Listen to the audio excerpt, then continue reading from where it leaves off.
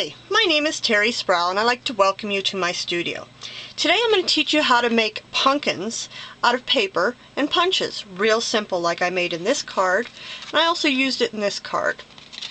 So let's start off by, I need to take this white piece of paper and I need to distress it so that it's not so white. I like to use Memory Mist, and I'm going to use the Pale Ale today. This is one of my favorites. I am going to use a box, and I'm only going to use this box because I don't want to mess up my desk too much. So put that in there, spray it real quick, and set it aside and let it dry. Let's work on those pumpkins now. A couple ways you can make pumpkins. Quickest and easiest way is to use punches. I have an oval punch and I have a round punch here.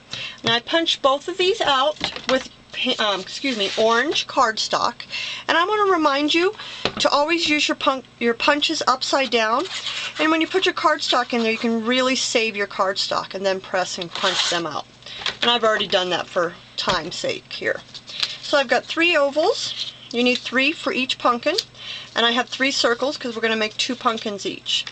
Now I like to distress my edges and make them look a little more dimensional. So I'm going to use Memories chalk ink and go around all the edges real quickly. And I'm using that just direct to paper technique, where you're just taking your ink pad and you're going right along the edges, going directly to the paper. And the chalk ink gives a really nice creamy texture look with a real soft edge to it. It's not real harsh, which I like. So we're also going to do those 3 circles for our second pumpkin. And real quickly here, you can see how quickly that goes. Get great color on there. Now see how I turned my ink pad lid upside down? That allows me to just pop that right on and I'm done. Quick and easy. Now I'm going to show you how to make the pumpkin on the big ovals so that you can see it the best. Now you're going to take 3. You're going to put one on top and 2 behind. And see how that automatically gives you a look of a pumpkin? So, grab my adhesive right here in front of me. Also, before we glue those down, I also want to show you that I punched out of green using another punch. This kind of, I think it's called a grape leaf punch. And I also want to distress that edge. So let me grab that.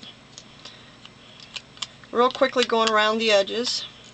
And I punched out a smaller one for that smaller pumpkin because the bigger punch just looks a little tacky. Also, remember detail. So I'm going to go in with my real fine point pen here and put some detail in these leaves, because detail really makes a difference in your projects. Okay, now we're back to gluing. The center one, I want to get some glue on there. And lay this one. I kind of like to watch where I'm laying it. Remember, we're putting the center one on top. There we go, like that. More glue. And here we go again. There we go. Nice looking pumpkin. Perfect. Now, I also punched out of brown using this little punch, just a little stem. But if you don't have a little punch like this, just grab yourself a, your scissors and just do a quick cut. So, we need to get a stem up there. There's a stem.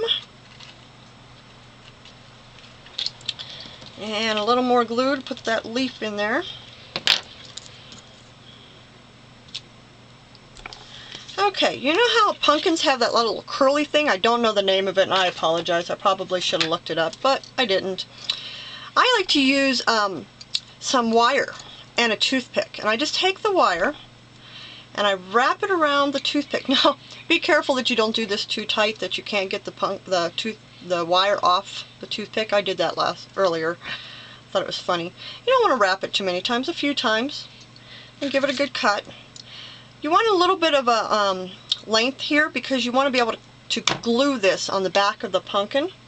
And what I like to do is use those wonderful glue dots, and I take the edge of my wire and go right into that glue dot and just pick it right up. And I got that picked up, and that allows me to just pop it right on the back of that pumpkin to give me the look of that wire sticking out.